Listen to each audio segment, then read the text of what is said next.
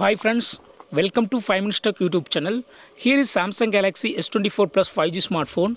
In this video, you will learn how to enable or disable messages notifications pop up in your phone Samsung Galaxy S24 Plus 5G. First of all, go to messages in your phone and then go to this profile icon here and then go to messages settings here, messages settings, and then here select general and then here select notifications and here just to turn off this button. Okay, just to tap on pop-up and then pop-up will be not allowed now. Okay, previously it was in allowed option and now if you touch on it, it is not allowed. Okay, if you would like to get pop-up, then you go to click on pop-up again and it is now enabled. Okay, if a blue color border line is showing, then it is enabled. Okay, it means enabled. Okay, if you again touch on it, it will be disabled. Okay, so in this way you can easily enable or disable messages pop up in your phone Samsung Galaxy S24 Plus 5G. That's all friends,